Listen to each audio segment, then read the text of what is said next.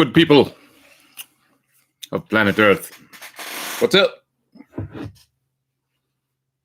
Happy Sunday to you.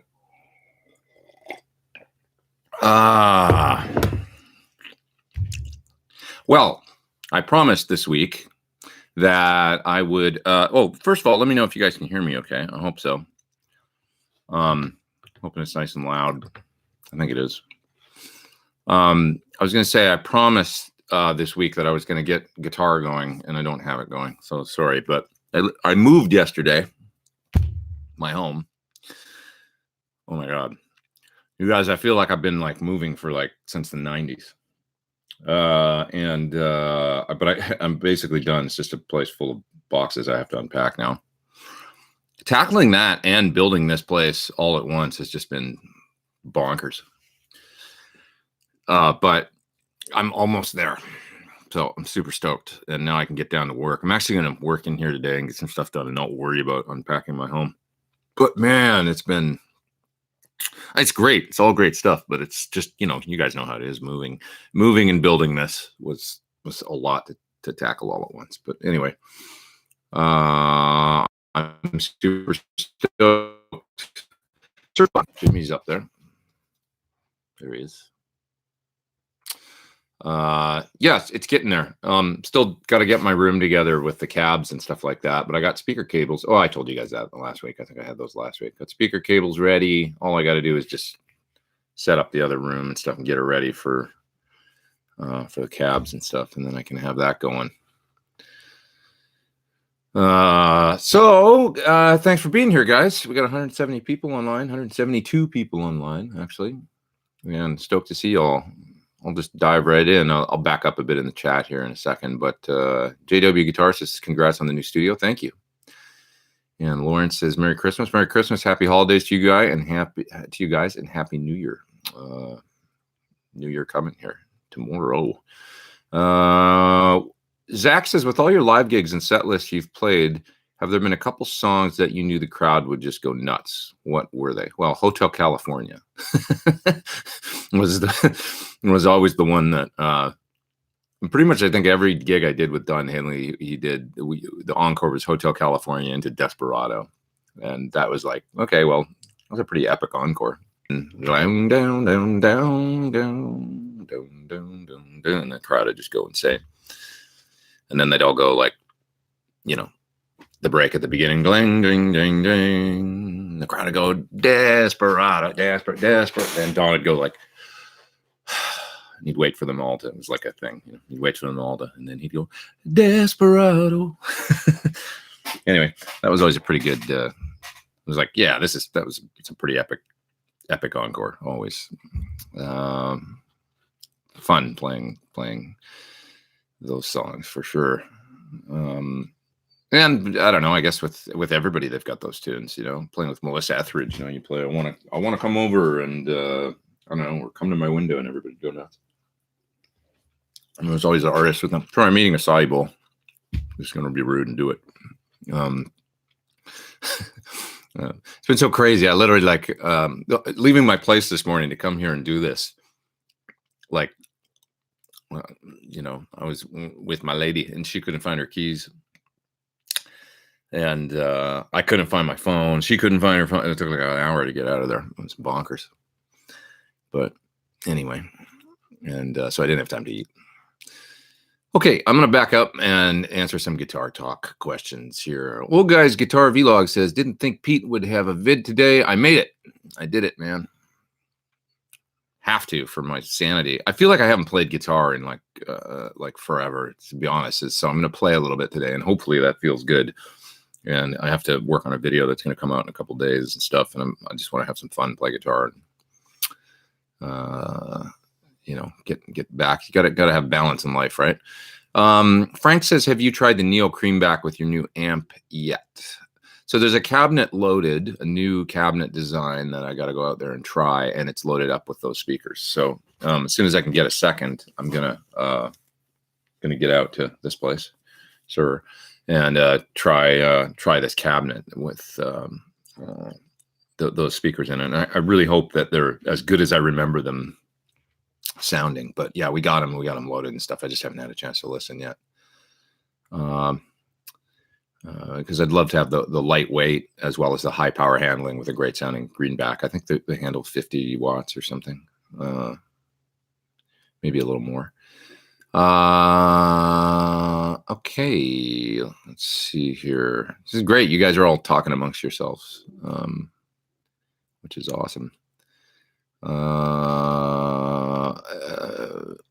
Old Guy's Guitar Vlog says Mesa Boogie just put up a vid of the new TC100 with Andy Timmons. Holy smokes, Andy's a great guitar player. Okay. What are some of your favorite guitar YouTube channels? That's a great question from Michael MC. Some of my favorite guitar YouTube channels. Well, Rick Beato, who I just put a video out this week, he's got such a great channel, you know, and it's more like, it's not just guitar related, but really music. I love his series on what makes this song great. You know, I think he you know, he'll make you like songs or listen to songs differently with those videos that maybe you wouldn't have checked out before, you know. So I think that's a really cool. And they move along at a nice pace and stuff. So Rick's got a great channel, educational. It's awesome. Tim Pierce, obviously. Lots of the GitCon folks have some cool, you know, like Robert Baker. I didn't know about Robert before I went to his before I went to GitCon, and he attended the first year, and so that was really cool. You know, what are some others that come to mind? Justin Guitar was kind of one of the originals that I thought he had a great concept and rolled with it, and he built a really huge YouTube following early on. He's a good guitar player and so many free lessons on his page. You know, he really gives a lot back and stuff, and it's, you know, done well for himself because of that. So I think that's great. I love Leo, you know, Frog Leap Studios. It's not really just guitar. The thing about Leo that's so brilliant and Frog Leap is that he's really a independent music artist that's incredibly successful. You know, when I built my channel, it was very, you know, I've realized after a while that it was very targeted guitar, kind of almost like it's a niche guitar pedals, guitar tone. Leo's really a music artist that could appeal to everybody from little kids all the way to, you know, older people that don't play guitar, don't play music. He just makes great videos, and it's a really fun channel. And yet he also gets to do the guitar videos and stuff. So, you know, but I think that's great. You know, and it's helped him build his, you know, he's got probably close to 3 million subscribers now or something. So he just had a great concept and executed it really well. Those are some channels I really like. There's too many to mention though. There's so many great ones out there. Thanks for the PT100 plug-in. It replaced all my amps, says Tony. Don't want you to not use amps ever again. No, but that's cool. It is a great sounding plug-in. I'm gonna eat some of my acai bowl. Excuse me, guys. Breakfast time. But yeah, I do love the PT100 plugin. I'll probably use it a lot at home, I think, because I'm going to have a very sort of limited setup at home. Not like my home studio became where I was working for really the last 6 or 8 months. So, you know, all of a sudden I had 5 heads there and 3 load boxes and pedals everywhere, and it just became like out of control. So that's going to be what this room is for. Although I'm going to try and keep this room organized and neat as you see it now. It's pretty dialed in, and it's not stuff everywhere. The home will just be, I'm gonna have 1 amp there, and you know, simple little setup with my UA Apollo twin interface and all that. And I'll probably use the plug-in a lot, I think, at home. Let's see here. Sounds great here in sunny Key West. That sounds good. That's from Carl.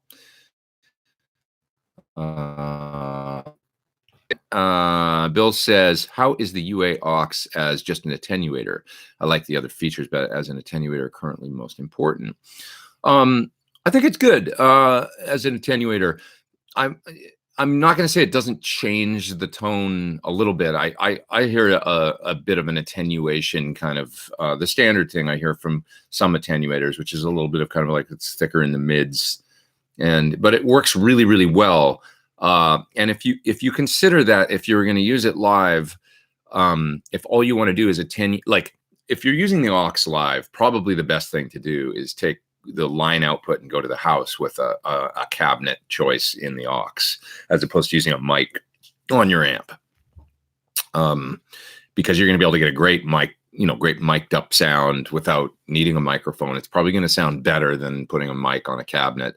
And then if you consider that, then what is going to the house isn't what's coming out of your cabinet anyway. You can just use your cabinet or your speaker as a monitor.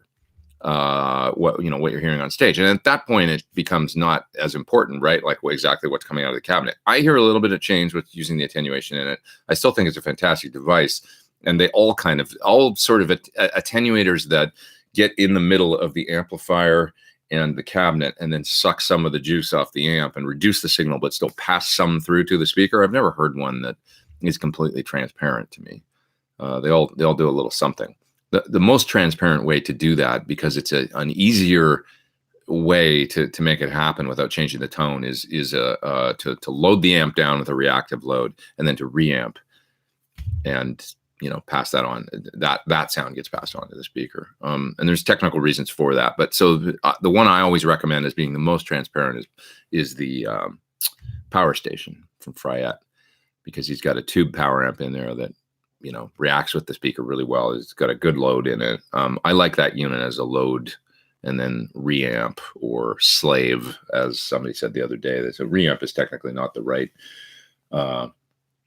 term to use, I guess, but whatever. I think it works to describe the situation. Anyway, I hope that makes sense. I don't think that it's a big deal using the aux as an attenuator, especially if you're not going to mic the cabinet. It might change the sound coming out of the cabinet a little bit, but so what if you're using it to send the signal to front of house that is, a perfectly mic'd up speaker cabinet sound coming out of an aux preset or whatever. Yeah. Favorite cab on the aux for the PT100? That's a good question from Hans. I like both the greenback cabs a lot. The thick and the punch. There's two different greenback cabs, and for different things, I'll use either one of those. The punch is a little bit clearer top, and the thick is a fat, greenbacky sound. So depending on what you're doing, I mean, probably for like, big fat rhythm guitars or something, the thick cabinet's cool. And then for solos, the punch gets a little more compactness. It's a little more cab for everything. I also really like the Vox cab in there. I think they call it the 212 with, whatever the 212 blues or silvers or whatever, open back. That cab I use a lot.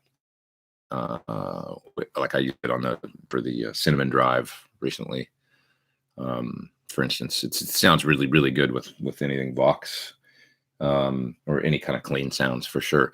There's a bunch of other cabs in there that not too. The 410 cab sounds really good to me for clean stuff too. The open back Bassman style 410. That's a nice cab.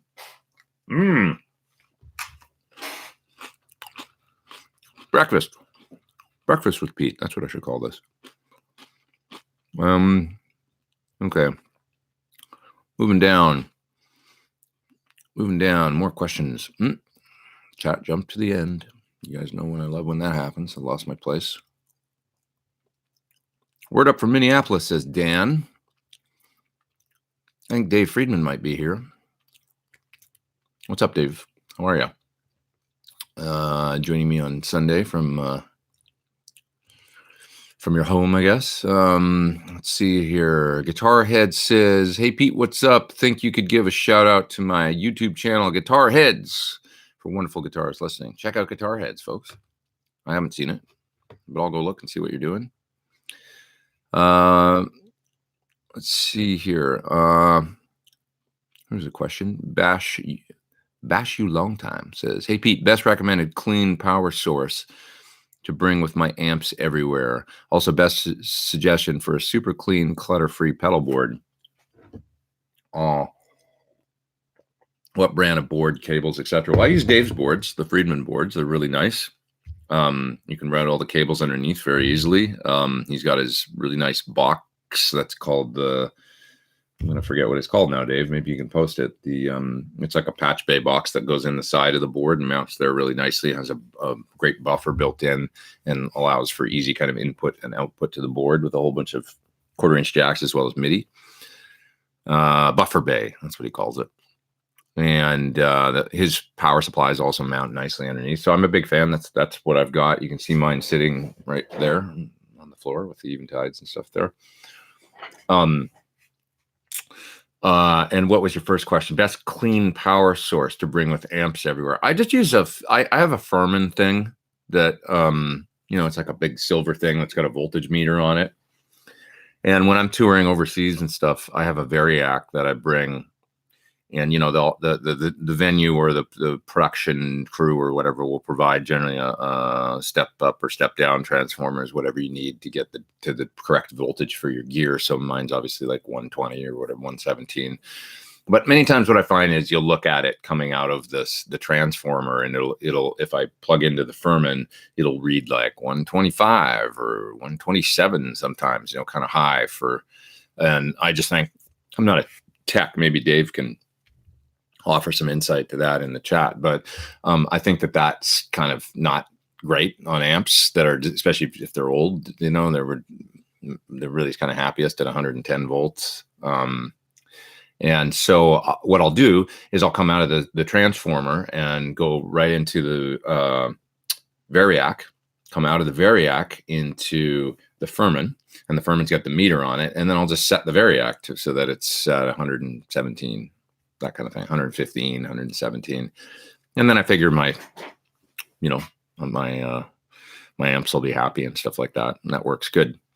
You know, I think Furman's kind of known for their quality, you know, filtering and power conditioning and, you know, stuff like that. You know, spike protection. So that's what I bought for the studio here, for example, in the rack right over here. I've got a thing called a M8X squared. I don't know why. A silly name, but M8X squared, M8X2, whatever. It's like a, you know, one rack space Furman thing. And yeah. What else? Let's see. Dave says, I just learned the story behind your Grim Noodler song. Wow. That was a funny one. The old Huge Racks board, which was a cool board. You know, it was a nice guitar for him. I liked it. But I don't know, it got kind of weird. Like one of the guys on there that ran there was two guys, I think, that ran Huge Racks. And one of them was just kind of like, I mean, he was just joking around. It was like no big deal. But he called John Surrey, called him Gear Pimp, and he called me Grim Noodler. And so I wrote, because I thought it was funny.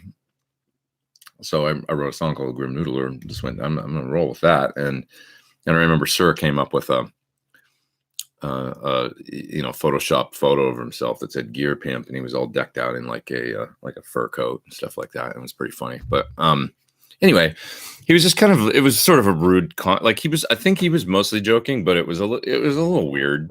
And then he just kind of like got his feathers ruffled or whatever when we brought it up, like, dude, like, chill, you know, or whatever. And then, you know, he's like, screw you guys, you don't get special treatment or whatever. Because we're like, we're not asking for special treatment, we're just asking for you to, you know, I don't know, it was just kind of weird. And then I was like, you know what, like, fuck this place, you know. And I just like didn't go and post there anymore because I was like, this is weird. I don't know, I'd look at it sometimes, but I was just like, I don't know, just sometimes I feel like if you're a better known member of a forum or whatever, you almost get more shit, right? Like people like will pile on to you or whatever. Like, and you know, it's like nobody's asking for, what do you mean special treatment? You know, I just want to talk about amps. I guess what happens is this: you get to be like a pro guitar player or whatever. You get to a place where you've got a little bit of notoriety or something like that, and invariably you hook up with some companies. For me, it was Sir a lot, you know, but also I work like a Friedman or whatever, you know, I end up working with people. And you've got the symbiotic relationship because that's just how it works. You get to this level where you know, that happens. And then when you go post in these forums, which I've always done and I always enjoyed it ever since I found like Gear Page or Huge Racks or any of these places, you go post in there, people then say, oh, you're just a shill, or you're just promoting your, you know, whatever. And it's like, no, actually, I'm just here to talk about shit that I like I always did. Like, and it's like, well, do you not want me to do that? Because if you don't want me to do that, I don't have to. But what you're going to end up with is a forum of nothing but sort of like, I don't know, like amateurs or semi-pros, and those will be the only people in the forum. Do you not want some people that make there's nothing wrong with being an amateur musician or a beginning musician or a slightly more advanced musician or an all the way, you know, as a professional musician. I mean, whatever. I enjoy going to those forums, just talking with everybody, just like we do here. You know, you've got Dave Friedman in the chat, or sometimes Sir comes in, or other folks and stuff like that. And then you've probably got folks in there that have just started playing guitar. That's the beauty of it. It's like, so when people start picking on you because you're a professional that maybe has some professional associations and stuff like that, and you're posting on a forum, it's like, well, I don't want to not come here anymore. Like, this was a club that I like to go to, and it's like now I'm like not allowed to come here and talk about gear or something. That was kind of what happened with the Huge Racks thing. Was I think he was sort of accusing John and I of, I'm trying to remember, it was something about load boxes and, you know, about impulse responses and speaker simulation or something. And he was sort of saying that we had an agenda talking about it or something. It's like, no, we don't. We're just talking about what we like and our true experience, you know? And it's funny because I think Michael Thompson was involved in it too, who I love. He's an awesome guy and who I've gotten to know a little bit since then, actually. And Michael was sort of an advocate for just the old analog speaker simulation, whereas we were talking about, well, we like IRs, but neither of us was like, you know, not Michael. It was all good vibes and stuff. Michael was just saying, oh, well, this is my experience. I like this. And I was saying, have you ever tried this? I remember what it was. It was like, have you ever tried like this thing or whatever? And I said, and John was like, yeah, it's cool or whatever. And then the Huge Racks guy chimed in and said, oh, it's just the Groom Noodler and his gear pimp. That's what happened. So, and I was like, well, Noodler. Let's see. The Hoppo is up in the, thanks for listening to that diatribe about that whole situation. You know, I'll just say this. It's kind of like all this stuff, live streams and gear forums and the internet and Instagram and like YouTube and everything. It's like the Wild West still. Like, it's only been around for like, I don't know, 15 years kind of, right? 10 years, 15 years. So everybody's still finding their way, and people get their feathers ruffled or something like that. And it's like, we're all still trying to figure out like what's the right protocol or appropriate, or what's, you know, maybe it is crossing the line to go on a forum here. It's like, I don't know. It's like everybody's trying to just figure out what's the right thing to do and what's the ethical thing to do, and still be able to just talk about guitar like normal people or whatever. Anyway, there you go. Okay, so up in the Hoppo. Oh, he says he's up in the top chat. Thanks, man. He says, hey, Pete, no question this week, but I have a coffee on me. He sent me £5. Thanks, dude. £5 will get you a pretty good coffee in LA. I do know of a place you can get a $10 latte in my old neighborhood, Studio City. And that's just insane. How can any coffee be worth $10? I kind of want to try it just because it's a thing. But then I've come to my senses and realized that, no, you're not going to do that. Moving down. More questions. Thanks for all the great reviews and insights, says Patrick. Thanks, man. Appreciate that. Yo from Calgary, says Costas K. What's up, man? Chris says, congrats, Pete. Thank you, sir. Let's see. Fuck, I'm up 145. Says, hey, Pete, just got a Thornbucker Plus and mounted it into my Strat. Just awesome. Thanks, man. Yeah, I love it in Strats, too. That was really why we made the pickup, the Plus version. Just a little more juice for like bolt-on neck guitars. Chris says, hey, Pete, tell us about that 335 back there. That's my old, it's a 63. And I love that guitar very much. I'll give you guys some insight into it since it's here and you're asking. I found this guitar at a store called Vintage Gear that I actually worked in for a little while in the late 90s. I was between tours and tight on cash and stuff, so I worked there for a minute. And it was a great store on Sunset Boulevard in LA that was co-owned by Lloyd from Voltage Guitar and a really nice, great guitar player named John Nelson. and he's a guitar dealer as well, vintage guitar dealer. So they opened up the shop, and it was like hipster guitars before that was cool. It was like 2000, or no, sorry, it was like 97, 98 in that period when it opened. And they sold a lot of like Supro and, you know, all the like kind of the airline and those sort of brands that then a few years later Jack White made super popular. And I don't know if it was like cool before it was cool, you know.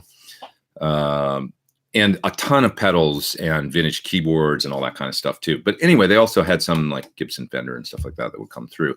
This guitar came in around 2000 or 2001. I was no longer working at the shop or anything, but I would go in a lot. And this guitar, I always remember the great guitar player named Dave Kalish. Killer guitar player, plays amazing slide too. And producer and studio owner here in LA. And he was in, and everybody was kind of sitting around playing this old Strat. It was a 65 Strat, really nice 65 Strat. Playing it, and like, you know, he was just playing all this badass shit.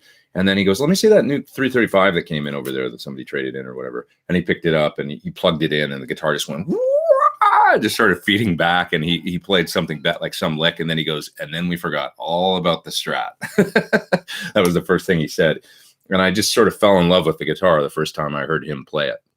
So I bought it, and I got it on for a great deal, because underneath so it's mostly all original parts. The bridge and tailpiece have been replaced. Originally it had a Bigsby. You can see here somebody did this to it, which is cool to me. And but the pickups are original. There's a PAF in the neck and a patent number in the bridge. Underneath this pickup, somebody went at it with a chisel. I don't know if they were trying to get to the electronics or what, because the guitar at one point, even though it was original pots and switch, was rewired with the pots in a weird, like I think these were the two volumes, here and here instead of here and here. And so they were probably just trying to get through there to do it or something. Didn't know what they were doing. So there's been some wood taken out of it, and it's a little bit gnarly under there. The guitar had a headstock repair when I got it. And it was done pretty well, but it was always sort of intonated a little funny, and I couldn't quite, it was a tough guitar to play in tune.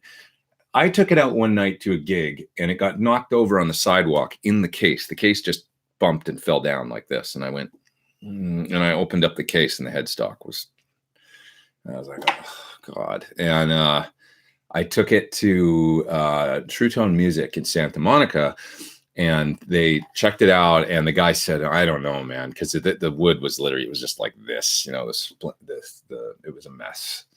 And he said, I don't know, man. And I said, come on, man, you got to try and fix this thing. And so he did, and it took a long time. But what he ended up doing, and you're not going to be able to, well, maybe you can kind of see it because it's not super clean, but there, he ended up getting it back together as best he could. And then he put some maple strips in here.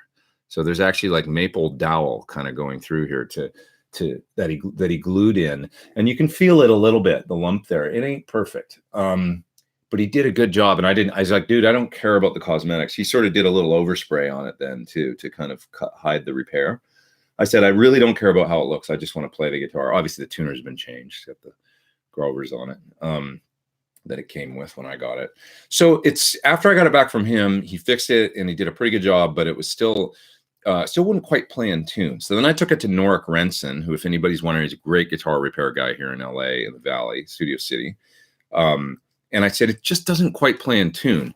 So he looked at the nut and stuff. And what he did, you guys can see maybe, is he put a little lip on the front of the nut. Can you see that? It's like it's like a little dark strip of, I don't know if it's graphite or what it is, but he built the nut out a little bit further. And the reality is the guitar plays in tune better than it ever did now, better than before when I got it. So he just fixed the nut just so perfect. And, you know, I love this guitar. I didn't pay much for it. I mean, it like really like almost like what you would pay used for a new standard US, you know, guitar made in the 90s or two. So it was a great price. With the headstock, you know, headstock guitars that have had headstock repairs and like the bridge change and stuff, you can get such good deals, and they're such good players. And the reality is the tone, like people rave about the way this guitar sounds plugged in. You guys have seen it on videos and stuff if you watch me. The neck pickup's a little dark, and it's the PAF. I've thought often about pulling this one out, maybe putting a Thornbucker in there or something, because it just doesn't. Just kind of lays there a little bit. It's not a fun neck pickup for me. It's okay. And the middle position sounds pretty good. The bridge pickup is monstrous on this guitar. Not hot. It's 7 point something K. It's a patent number, early patent number pickup.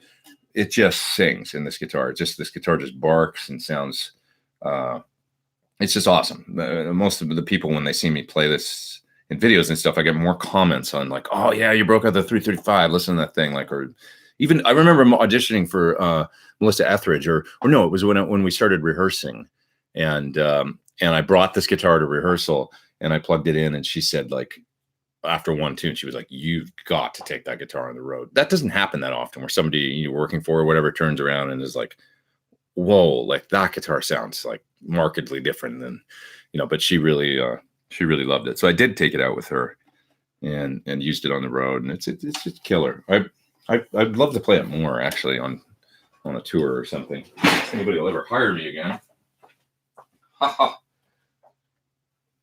Hopefully they do.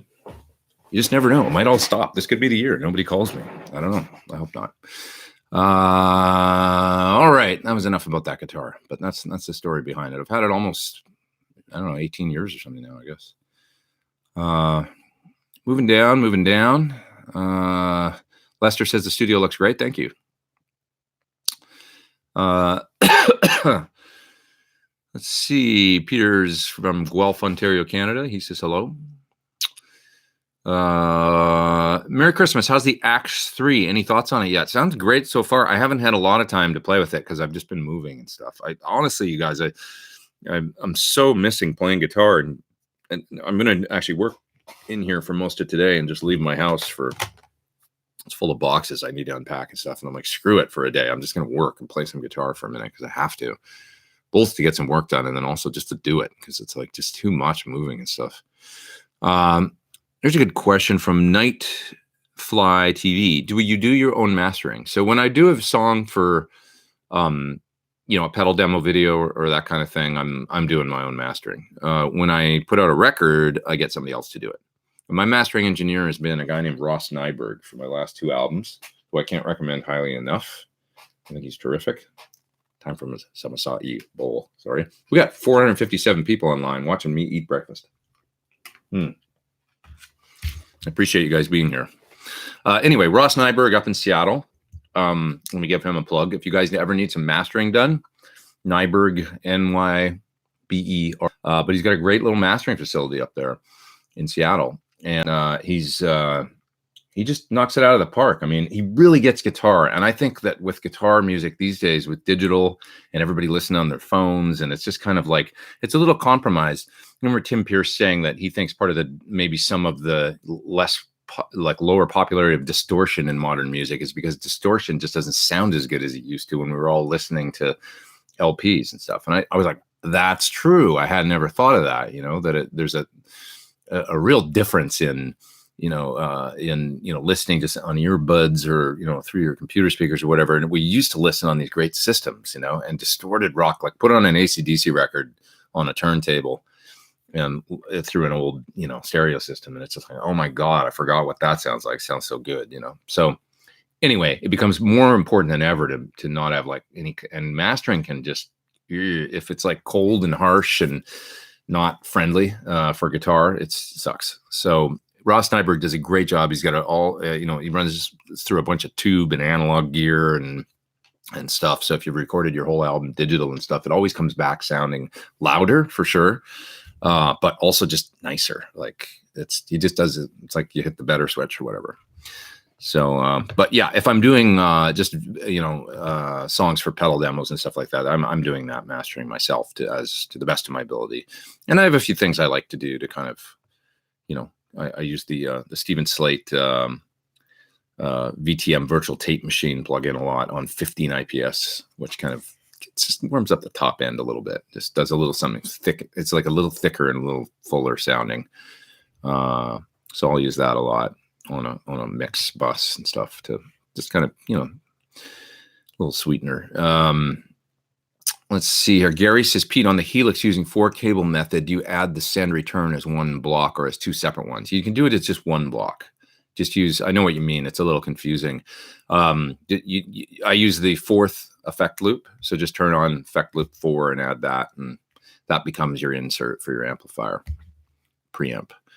Do you do any cheap, pricey noise? I think you're asking. This is James. Sorry. Let me regroup.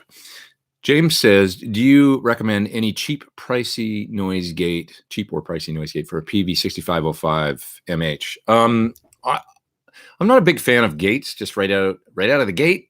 No pun intended. I like to say I'm not a big fan of noise gates, but if you need to use one, the Smart Gate from MXR is terrific. It's cheap. I sort of am.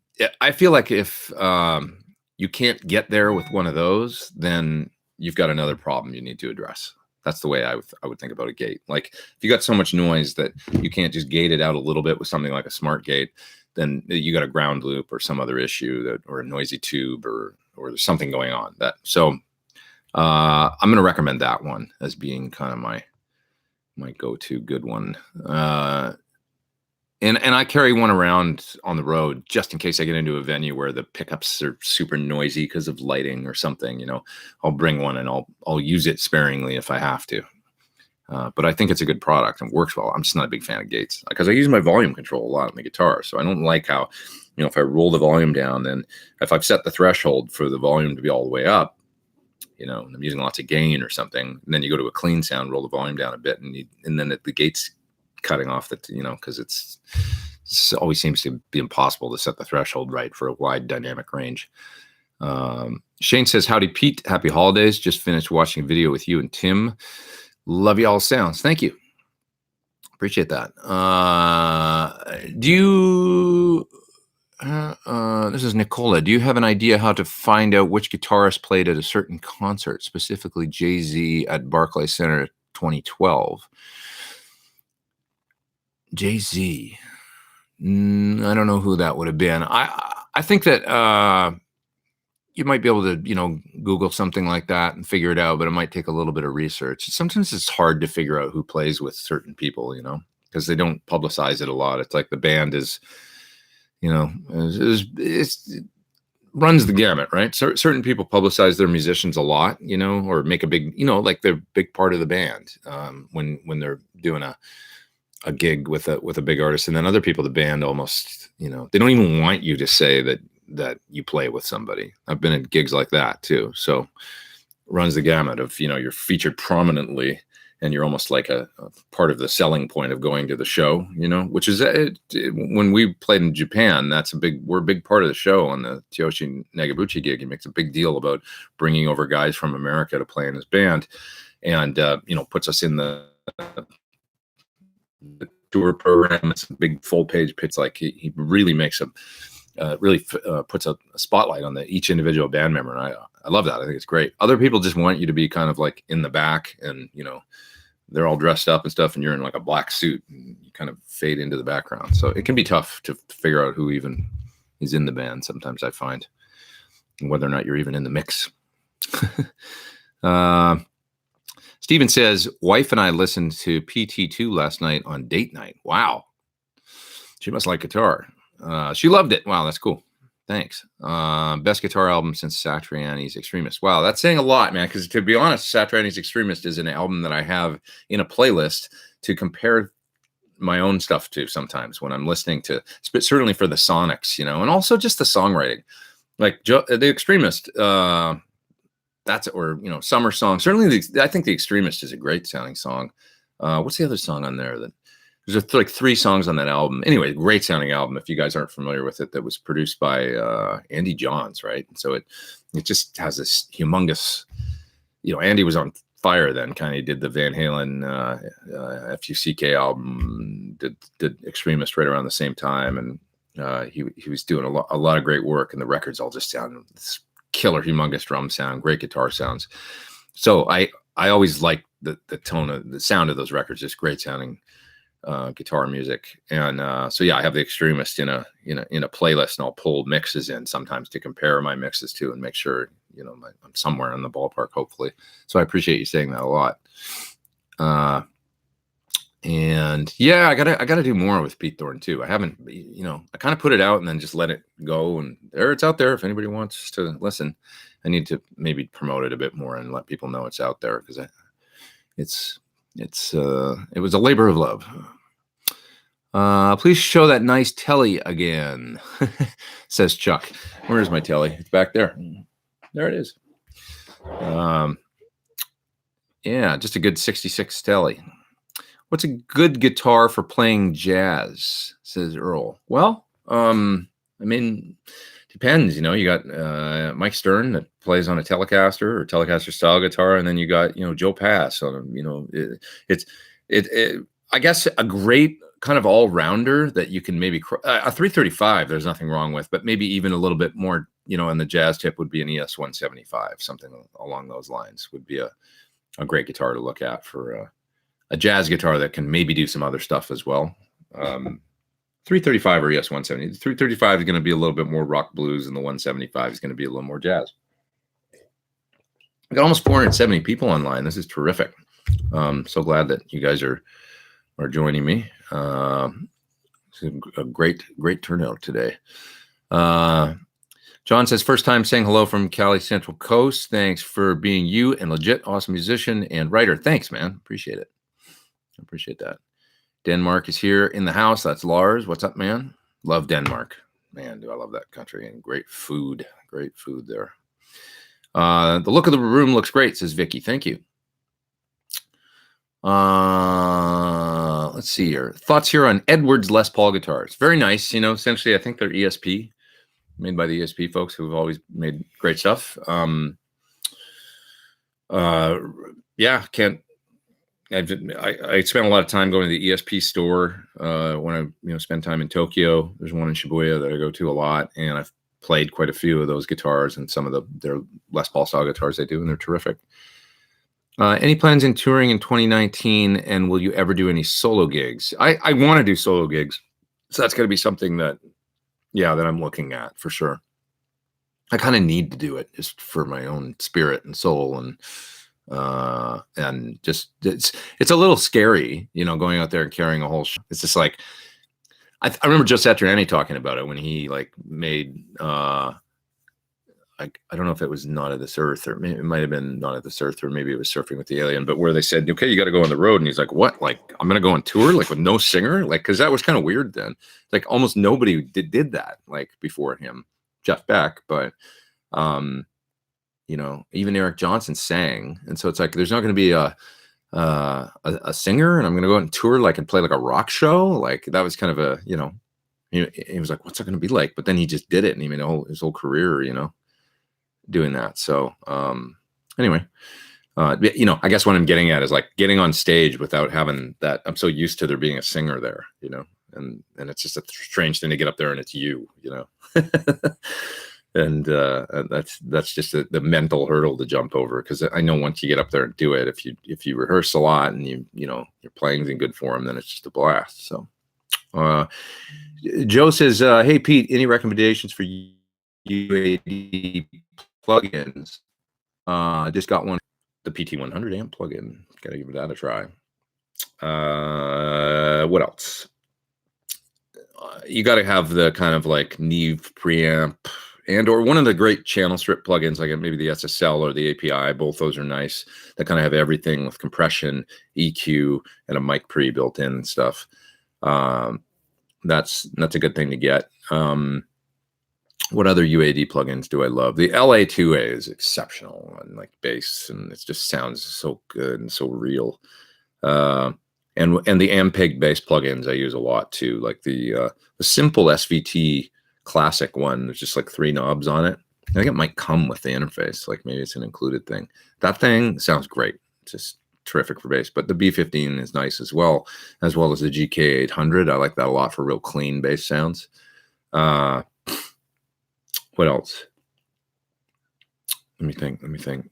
More will come to me. The Millennia Mastering EQ is, I think it's called NEQ2 or something like that. I love that thing for putting across a mix bus.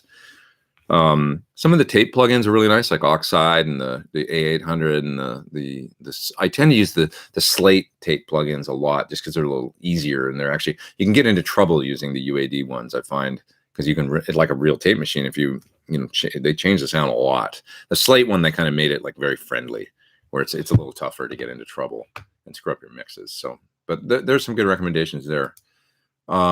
Tim says, hi Pete. He's up in the top chat. Thanks, buddy. Appreciate that.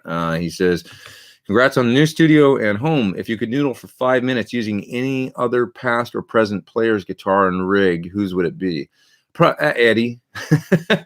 You know, probably his the Frankenstein guitar through the amp. I've played the amp. I have played that amp twice, actually. I played it on 10 too, both times. Which is a blast. Talking about the classic super lead. But yeah, you know, I'd love to play that guitar through that amp. That would be really fun.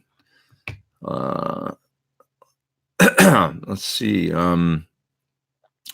As a pro, oh, that's a good question. Lars says, as a pro guitarist and all, how many days are you on the road and away from your family? Well, I've been away from my family forever, because my family's actually up in Canada. So, you know, I made the choice to come to the States and go to music school and all that. And, you know, that then you travel home to see your family. So it's like, that's just been a thing for a long time. But as far as being on the road, it varies. The most I've been on the road in, say, the past 5 years is 6 months of the year. I was in Japan for about 6 months of 2015, on and off. I went back and forth 4 times to Japan that year. And so about, so half the year. And that would be about normal, I guess, for like even in years past, like with Chris Cornell, I remember when I started with him, we went out in March or April, I think, and I was gone through the first week of December. So that was probably my busiest year of touring. It was, you know, you come home for a few days, but then you go out again. So it was like more like 7 or 8 months of that year, I suppose. I was out on tour. And then other times, like 2017, I was only gone a month and a half of dates. You know, when you do your taxes, you always add up the days on the road and stuff, because it's part of your tax deduction and stuff. You can figure out how many days you were traveling. So that was a pretty light year for me. Just it was kind of like one-offs and stuff. So it would go anywhere from that, I guess, in the past like 10 years, anywhere from a month and a half to maybe 6 months on the road. Also up in the top chat is Gray the Cat. Thank you, sir. Appreciate that. He says, hey, Pete, your new setup is very clean. How are you switching between the stack of heads to a cab or console? Any tips on how to keep a stack organized? So I talked at length about it last week, so I don't want to get too into it. And I will. I'm sorry, I just didn't have time to get the, you know, a send out to this live stream this week, because I was going to show you guys the amp switcher, but I'll do that next week, I promise. I know I promised last week, but cut me some slack, Jack. This thing is how I do the switching. So what you do is you run your guitar into this thing right here. That's the input. This is the MP switcher, by the way, and it'll switch up to 8 heads into up to 8 speaker cabinets. So right now I don't have any speaker cabinets hooked up because I've just got load boxes, because I don't have my room set up yet for the cabs, but soon, within a couple weeks, that'll be going too. And then I'll have, I think, 2 speaker cabinets and 3 load boxes that I can switch between. So what you do is you plug your guitar into this. This thing has a bunch of cables then running out to the inputs of all the amplifiers. Okay, and it's got speaker outputs from all the amplifiers coming back into it. Okay, and then it's got speaker outputs coming out of it into your load boxes or your cabinets. And what you can do is select cabinet 1, and I want to use amp 1, or cabinet 2, and I want to use amp 4, whatever you want. And you can also get a remote for it that I don't have yet, but I'm going to get, and that can be sitting right here on the desk in front of me. And then I can switch quickly. I want to use this amp with this cabinet, you know, boom, boom, boom, boom. And you can just have them all on, or you turn on the ones you think you're going to use, you know, and maybe the top 3 or whatever. And then you can switch between them. Great for, like, recently when I did the Hedgehog the Sir SL68, and the Vox that's over here that you guys can't see, a Vox AC15, and tried in my basement too, but I didn't end up using it. But I used the SL68, the Hedgehog, and the Vox for that particular demo, and it was so easy. I could just dial up a tone on the pedal and go, what sounds like to the Vox, and I'd go to that, and boom, so quick, so great, really fun. So love it. See, moving down. Chris says, if anything, please make the Neos as an option. That's for the speaker cabs. Yeah, I probably can't do that. With the Surf folks, they don't like to do a lot of options on gear like my signature stuff. They don't. We've talked a little bit about it. What they will like to do is runs, but it's got something to do with their dealers. I guess their dealers don't like when you offer too many options on things, because then a customer will come in and say, oh, but I want that one, so I'm going to wait for it, and then the other one sits in the, you know what I mean, and that bothers them, I guess. So that makes sense. It's like, they're kind of it's the dealers really driving that when it comes to like something like a speaker option in a signature cabinet. I don't know. So we'll probably just decide on one, I think. And Edgar says, thanks for all the info you share. You bet, man. Appreciate that. Yeah, let's see. Chris is saying as well, Chris Cam asking if I was going to have a good amount of gear at home as well. I don't think so. Yeah, I don't. I want to have a really simple setup at my home. And my interface, I'll probably end up using my plug-in a lot at home. I just have a very simple setup where I can sit down, turn it on, and have some great tones. Really easy to practice, and mostly I'll practice stuff. I might make the occasional video there though, if it makes sense to do that. Sometimes I like using plugins for the pedal demos. Like for instance, for a delay plugin, I do a thing where I'll use my Apollo Twin, and I'll pull up, like, say, like my signature plug-in PT100 or whatever, and I'll set the clean channel, and I'll come out of the delay pedal stereo into the two inputs of the Apollo Twin with an identical amp on channel 1 and channel 2, and then I'll hard pan them. And you can get this great, everybody is always like, man, what amp did you use on that? And it's like, the reality is you can get such a simple way to get a great clean stereo, like big spacious guitar sound using a plugin.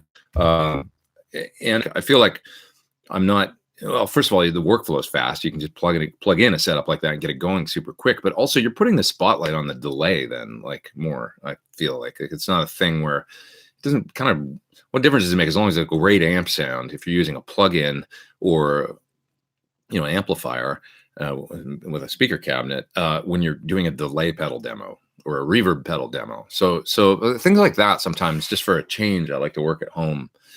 And that's how really I got into doing so much stuff there recently. And I ended up doing most of my demos there for the past, because I was just sort of unhappy with the last room I had, the last studio room, for a bunch of reasons.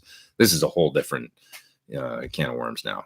This is great. Like, the main thing I've got in here that's super awesome is isolation. So, because there's other people in this building, and I should show you guys actually the door. I just want to show you this really quick, so you can see what we did with the door in here.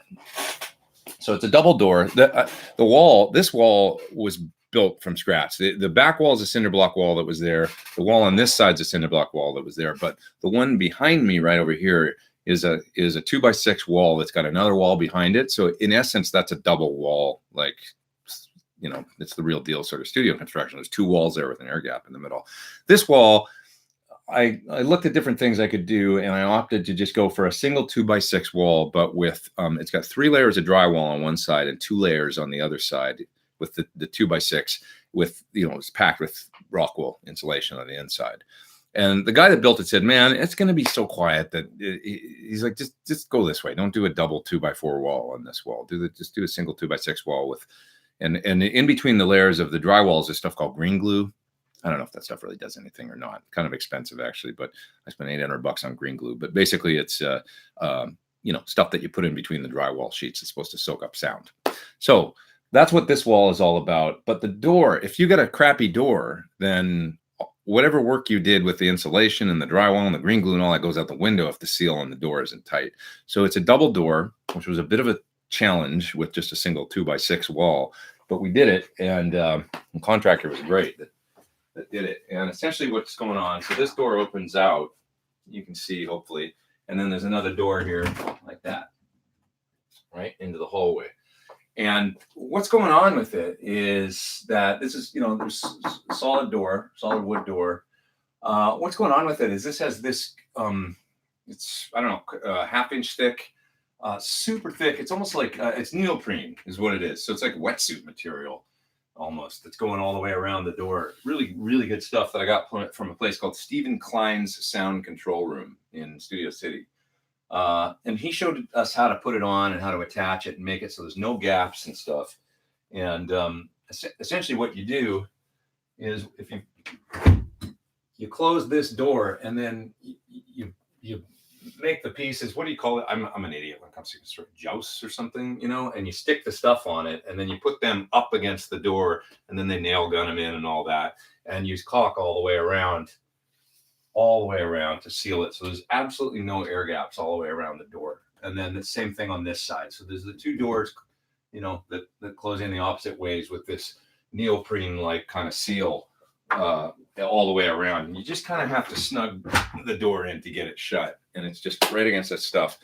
And I mean, I can crank music in here and go halfway down the hall and you can't even hear the air conditioning in the hallway outside is louder. And I mean, it'll be like, if I'm sitting right here at my desk, I could have like guitar blaring at 105 dB or more, whatever, like really loud coming to the levels I would never monitor at. And it's inaudible just down the hall a little bit. And so likewise, when other people are doing things in this building and there's noise going on and stuff, it's not getting in here at all. So that is the greatest thing about this room, besides just it being much bigger and brighter and the more space, is that I feel like I've got that sound isolation now. So now, for instance, I can do voiceover in here or do this, and somebody else could be playing guitar in this building, and it's not going to get into that was an issue before with my old room, and that's why I ended up working at home a lot. Yeah. So there you go. Doors are important. And so Rick Hollis is saying another question about the studio. He's saying, can you tell us about the acoustic treatment in your new room? So these are the same panels that I've had in my old rooms all the way going back to when I had a studio in Santa Monica. Essentially what you've got is on the walls here, you can see these things. That's about as far as I can get the computer turned. But these are very thick panels that are designed to diffuse and absorb. That's why you see the wood pieces on them with some holes in the middle. It's not meant to completely be they're kind of an imperfect, different, in the wood pieces, some of them are curved out a little bit, and some of it's a diffuser. So it's breaking up sound waves, but not completely absorbing them and making the room super dead.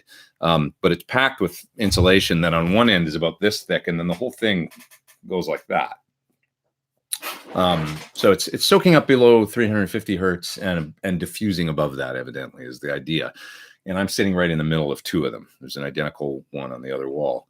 And this is a rectangular room. So what you're doing is you're making a rectangular room, not a rectangular room anymore, essentially. Above me, on the back wall, you see a panel back there that's whatever, that thick, 2-inch thick, packed with rock wool kind of stuff. It's not rock wool, it's something else. But that's what's going on back there. And then in the corners is similar sort of affair and those are bass traps. So the sound in rooms like this, rectangular rooms, many times bass builds up in the corners. So what you do is you make those things in the corners and they've got open backs on them. So there's open insulation in the back. So the bass goes in there and gets sucked into that and doesn't come out is the idea. So I've got 4 of those, one in each corner. Those big panel on the wall that's back there, there's an identical one right there that you guys can't see behind the computer. And then the diffusers on either wall. And a lot of people, for some reason, have been asking me about the amp racks that are, these things that I had those built at the same time by the same person that built all this stuff. All this stuff was about 10 grand to get all it was expensive. I mean, to get all the panels built and stuff, but they were all custom made for the first room that I did. And it does work great. Hell of a lot of money. But they were custom made and I don't know, they serve the purpose really well. Up in the top chat is Bill. So yeah, I would say that, if I was going to do it all again, I don't know, maybe I would. There's a great resource called ATS Acoustics. If you guys ever are wanting to, treat a room, and ATS Acoustics sells acoustic panels and things like this at a really, really reasonable price. For maybe, for under $1,000, you could pretty easily, I think, treat a room this size with some stuff that would probably get you. Yeah, it's not going to do exactly what's going on, especially with my diffusers that are on either wall here. These things, I can sit in the middle right here and I can hear perfectly. And there's no little flutter echoes and stuff that you hear in rooms like this. They're just gone, like right in this position. So it's great. I should have mentioned there's a cloud over me too, which is another one of those panels that's like on the back wall there. That's hanging over my head at an angle. So that soaks up stuff coming off the floor. I mean, I've got a hard, it's a wood floor in here. And even with that, it's like, it's dead enough right where I am. And I didn't want to kill it, you don't want it to be completely dead. But anyway, atsacoustics.com if you guys want them before. And, they make the really nice panels for bass traps and for the walls to soak up. And it's a great resource, I think. And they're really reasonably priced. Bill says, I saw you with Chris Cornell in Reading, PA. You left some meet and greet passes at the Will Call, so we met afterwards. Are those things always awkward, or was it just me? Was it awkward? I don't know. I mean, the reality was, I'll give you a bit of insight into that. After I have a bite of my acai bowl. So, that was threatening him and his family. And that had all just been starting to happen a lot, like around the time I started playing with him. So there was, fears about his, like this person was threatening to do terrible things to him and his, one of those gnarly experiences that famous people have to go through, I guess. So he had a sort of he was not a public guy really. And he liked his, I think he liked for the most part meeting people, but those things he really he liked to, he liked his, he was a private kind of person, I think, in many ways. And he liked his privacy, and those things can be, it's a thing. So anyway, the protocol was that he stays behind the desk and the people come by, and if they're going to take a photo with him, they have to kind of, lean over the desk. It wasn't like you could come behind the desk. And I think that was out of concern for his security and what had been going on with the kind of stalker situation and stuff like that at the time. So it was a little awkward.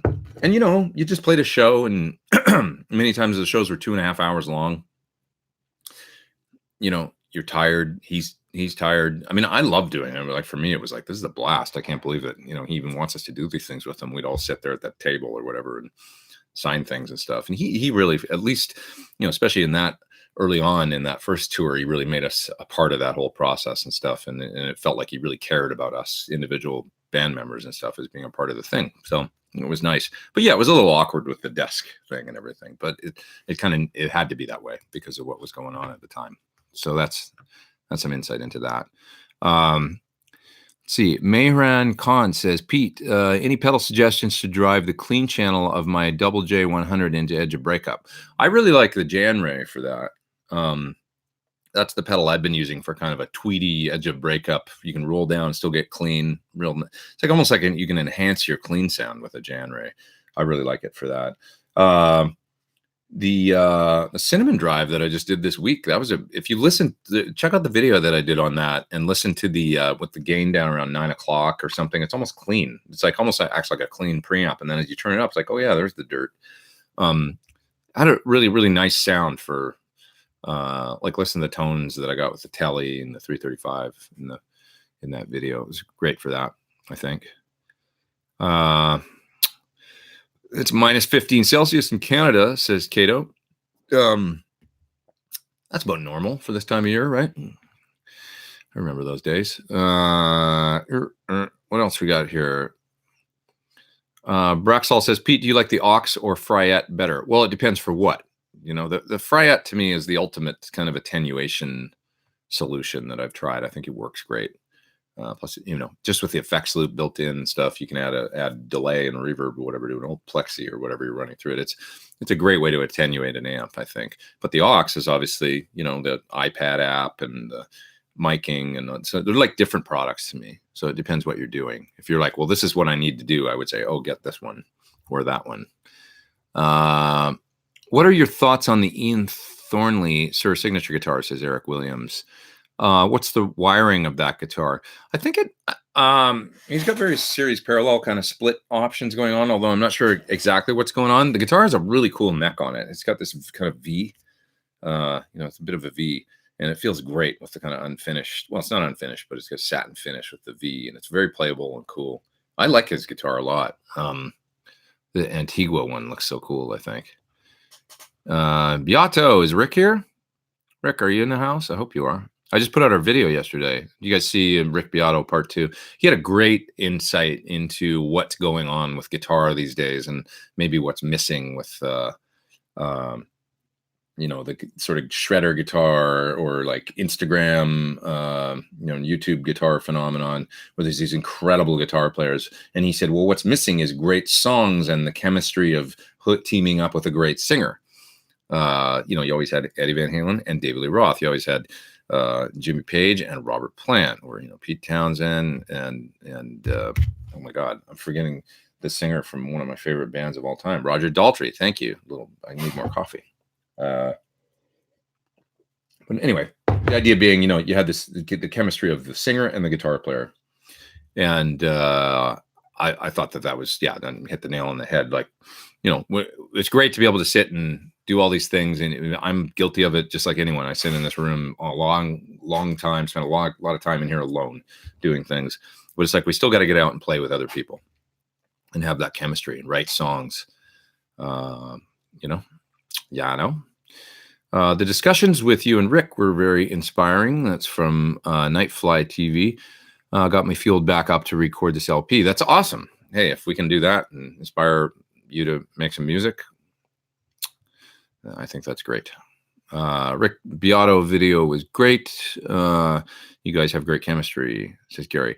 He was a great guy. I really, GitCon has been great both years that I went. I met some really inspiring people that it's really fun to go to things like this and get to meet these people that do things differently than you might, and they're all giving you different ideas and stuff like, why don't I do that? So I'd learned so much both years from folks like Rick and like I say, Leo and Robert Baker, the different people that I got to meet at these things, that pedal show guys. It's just everybody just it was really inspiring and really fun to meet people in this community. Let's see. You have to check out True Tone Lounge, says Nick. What's that? Is that an internet show I don't know about? A YouTube show? Sean Tubbs. I should have mentioned Sean Tubbs. That's from Ben. That's probably in response to YouTube channels that Sean's got a great thing. I mean, he's an amazing guitar player, first of all. Like, just watch for his playing. And a super nice guy. Reed says, what's your favorite acoustic guitar manufacturer if you had to choose between Taylor and Guild? I love Taylor. I'm sure there's nice Guild guitars out there. I've played some Guild 12 strings I really liked, but I've never really bonded with a Guild acoustic where it's like, oh my God, I have to have this guitar. For me, Taylor is like Taylor. I kind of think of Taylor as like the Sir of acoustic guitars. They make beautiful, modern, really functional, great sounding guitars. When I really realized it was when I was touring and renting guitars a lot, like to do maybe one-offs or acoustic shows with certain artists. And it just became too much of a pain to carry a guitar. Sometimes you just have to go somewhere and rent, for like a fly-in gig or something. If you rent Taylors, they're always at least good. And sometimes they show up and they're just exceptional. I played a lot of rented Taylors, backline Taylor acoustics, and they're always going to have a good pickup and be playable and just tune up good and sound good. They're just really consistent, well-made guitars. So I'm a pretty big fan of Taylor. I've got a Taylor 12 string where Where is my Taylor 12 string? I think it's in the case. I mean, I don't have it here right now. Oh, no, it's back there. There it is right there. Okay, let's look at it. Since we're talking about Taylor guitars. This is kind of fun doing this here because now we can do a little show and tell. Try not bump it. This guitar is just an exceptional, and I have no idea if it's even in tune. Nope. But this guitar, it's been sitting for months in here, and I haven't tuned it. I haven't had a chance to play it on anything. But it is an exceptional guitar. That talk about tuning. You can tune this guitar up, and you know, I remember playing with Don and sometimes with Henley, and sometimes he would change his mind on what key he wanted to do. Like I would play End of the Innocence on this guitar, and sometimes he would want to do it in a different key. He'd depending on how his voice felt from night to night, he would move up a half step or down a half step. And this guitar, you could just, it's a 12 string, a lot of tension on the neck, and you could just within three, like, oh, you want to do it? Okay, no problem, just give me 3 minutes. And you would, and believe me, with Don, you want to like go as fast as you can, because when he wants to start, he wants to start now. So you'd retune, and it would just be great. Like, you know, a lot of 12 strings, there's so much tension, the neck moves a lot if you want to, you know, go, or even as much as a whole step. I seem to remember like changing the tuning of this guitar, and the action on this guitar is just, its bass plays is like exceptional. And it's got one of those Neve designed, you know, it's just a volume bass and treble. It sounds like $1 million plugged in. I'd never use a preamp or anything else, any kind of outboard anything. And just a great sounding guitar that I've had for about, I don't know, I guess probably 8 or 9 years or something. I think I got this when I started playing with Don, because I needed a really good 12 string for that song. So, all right. Let's see. What time is it? It's about 12:17. So we'll go for another. We'll go to 12:45 or something today, because I'm enjoying this very much.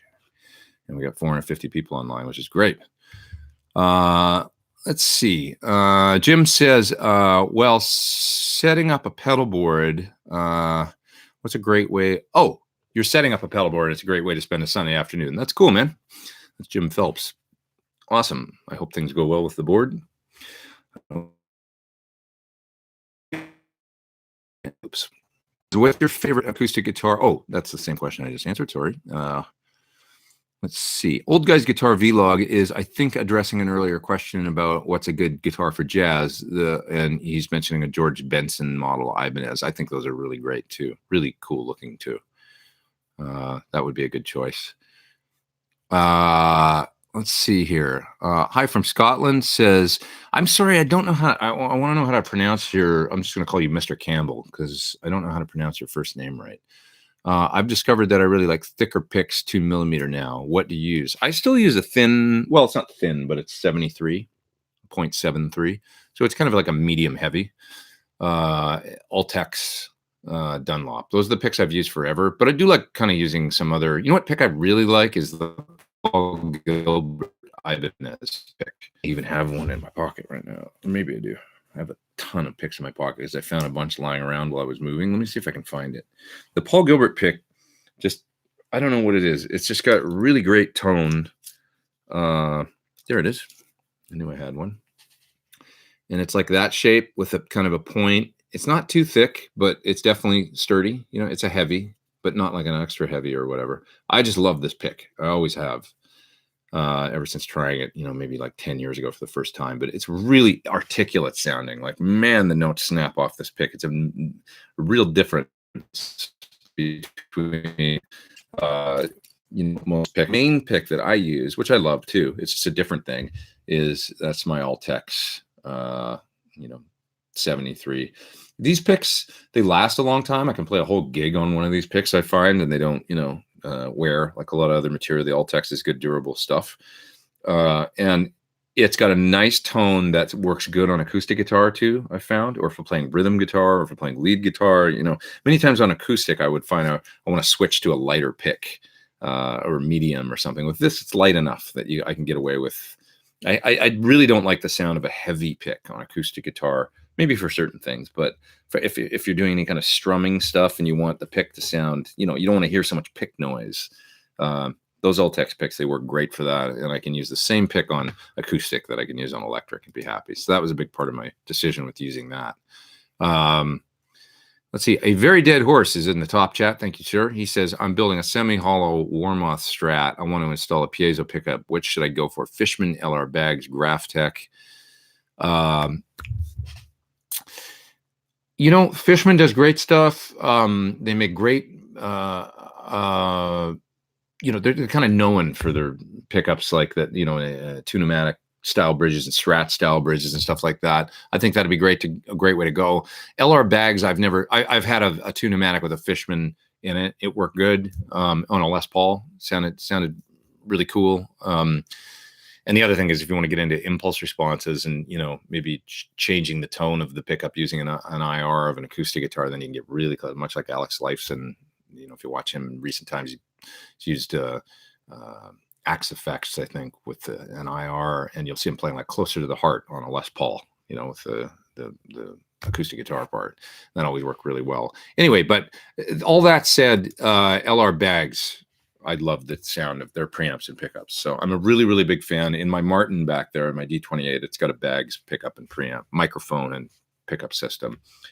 I think both Fishman and Bags good. The Bags, to me, always sound very, very, very natural. Like they just have this real, I don't know, it's just a sound that I like. But Fishman makes great products too. So also up in the top chat is Adam Stewart. Thank you, sir. He says, Armady, we want to know what booty you're stashing that treasure chest behind you. What kind of booty? What's going on in that treasure chest behind you is actually like I've used that as a junk box for years to just throw things in that. So I don't even know what's in there. Let's see what's in here. Let's open it up. I found a picture the other day of that I had. I think this was in there actually. This is a photo of me and Steve Stevens doing a Tone Merchants gig at the old Tone Merchants in Orange County many years ago. So somebody gave this to me, and I don't remember who it was, but I thought it was nice gift. So I'm going to put that up in here somewhere. So that was in here.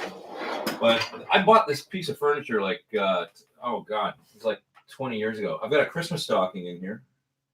There's some Long Johns in here. I'm not kidding. What else have we got here? I'm so glad you asked. I can't believe this is in here, but this is totally going on the wall. I didn't know this was in here.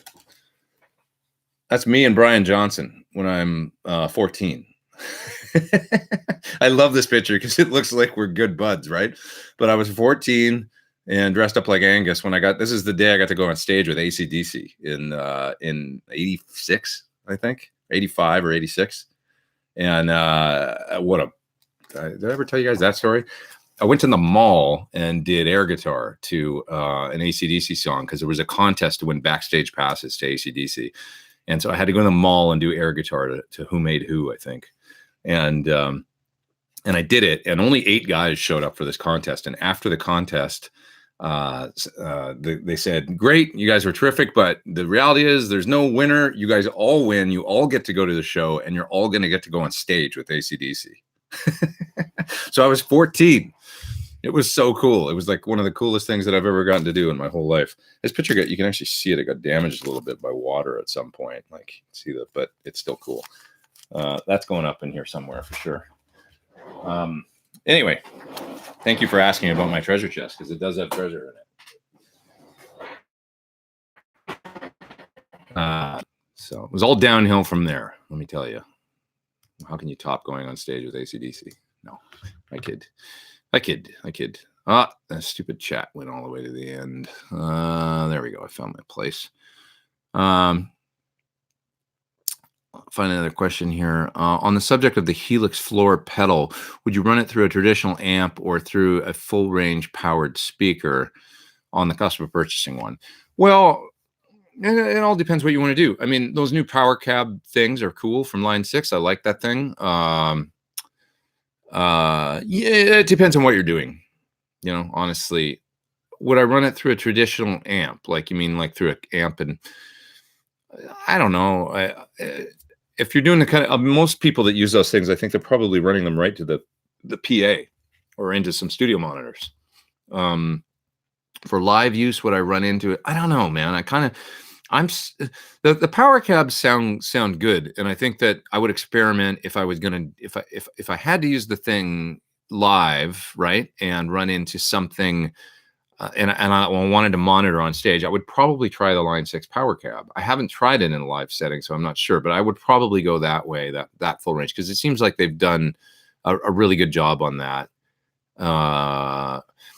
My experiences with modeling units and then using them live, I've always just, okay, I did one tour with an Axe Effects where I ran one set of outputs to a power amp, a tube guitar power amp, kind of clean one, and a 412, two 412 cab, or one 412, I can't remember, but I think I rented one 412, and then I used the two stereo sides, you know. It was a tour I did with Melissa Etheridge. And I did that because I'd read that Ty Tabor was doing that. And then the other set of outputs had speaker sim, and we're going to the front of house. That worked really good. So I guess that works great. You know, there's something about a traditional guitar cabinet where, you know, it makes it sound a little bit more like you're just playing through a traditional amp. I would have to try both. I don't know. You're making me think about it. If I had to do this, I'm not really sure which way I would go at this point. I would probably try the Line 6 power cabs, and then I would try the power amp in 412 and just see which one I like better, you know. And there's probably if you're going to buy the thing, there's probably a way you could do that, you know. Try and find a store that will set you up with both things and see what feels better. Yeah. Moving down, do you have any embarrassing on stage stories? The one that always comes to mind is when I had a Marshall, one of those MOSFET Marshall amps, and a 410 Marshall cabinet. And I was playing at my junior high school, and it was a time for a big guitar solo that I had, and I walked right to the front of the stage, and I walked just a little too far, and the cable pulled out of the amp. And that was like, you know, it's in those moments that you really learn, you know, like you can practice as much as you want, but you learn shit on it. Well, you should have wrapped the cable through the handle of the cabinet or whatever, and then into the input, and then that doesn't happen. So, or get a longer guitar cable.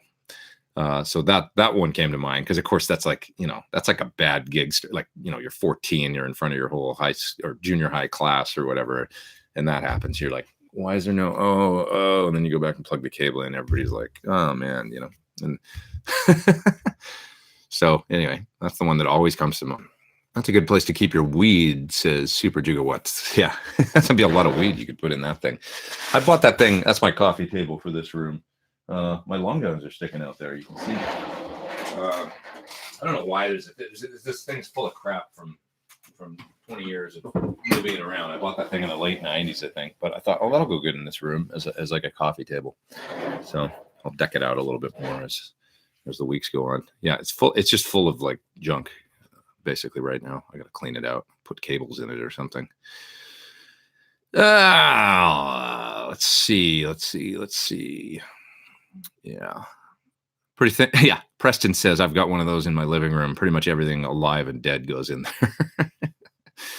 Let's see. Fishmen seem great, but I was put off of them by seeing Joe Gord demoing them and pointing out that active pickups don't play nicely with fuzz pedals. That's from Rob. Yeah, but you know, any pickup coming out of an acoustic guitar, consider is going to be active, right? So Fishman, like what are LR bags? They've all got preamps in them. At least most of them do, I think. Like the acoustic style Piezo, they've all got some, anything with a battery in it's got a preamp in it. It ain't going to play well with a fuzz. So know that going in, and some fuzz pedals will work fine. For example, Boss, my Hyper Fuzz. That's why I use it on my pedal board and why I love it. Actually, a big part of it. I mean, besides the fact that it just sounds great, and it's a sleeper Boss pedal. That everybody always went, what fuzz did you use on that? And it's like, it's a Boss. They're really expensive now, I think. I think people have caught on. Any chance you will ever release your Kemper profiles? No one has done the SL68. I don't know, man. I have a weird feeling about that whole thing. It's just like, I don't know. I still love tube amps. I feel like the Kempers, I was just talking with somebody this morning about a story about a Kemper and how they're doing a gig and the production says that they have to use the Kemper. That's just what, they're dictating to the band. Like they're going to use the Kemper and that's it next year. You're using a Kemper. and no pedal board either. Like all the effects are going to come from the Kemper, and the whole show is getting switched to be a MIDI, you know, like Pro Tools running, you know, they're running tracks, and they just want to make it. Yeah. I love the Kemper. I have it and I use it, you know, but it's like, I have a real, I don't know, that it just kind of rubs me the wrong way, you know, like it's just like the homogenization, I guess, of the whole thing, you know. Like if I give out my SL68 personal profile, then people are just going to have that and they'll just use it. Like I sort of feel like people should make their own, you know. I don't know. Anyway, Chris Camp says there's some long johns in here. I'm not kidding. Yeah, that's what I found in there. I don't know, man. It's full of crap. Picture frames and a Christmas stocking and some long johns and yeah. The AC/DC photo, Mike says, heard that story. Yeah. Man, it was so much fun. Okay, I'll tell you a little bit more about it.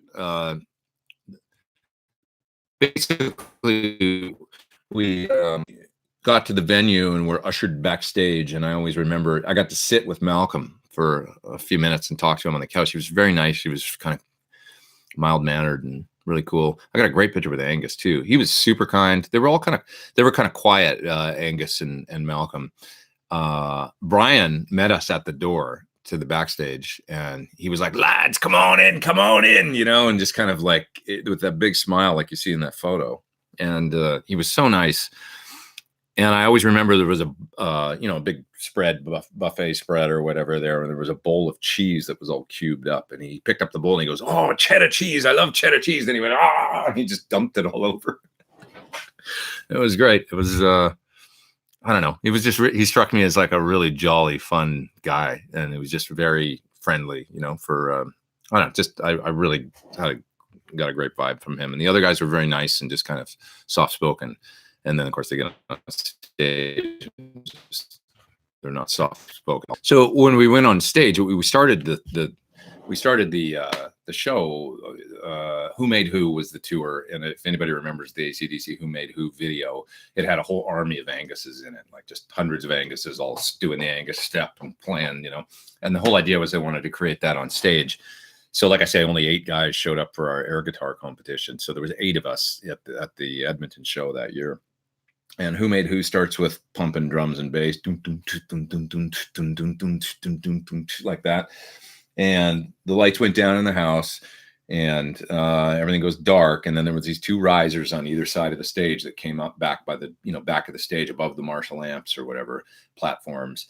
And they had us walk up the stairs and go down the platforms and walk to the middle, and the drum kit's in the middle. It's kind of down here. We're above the drums, kind of quite high.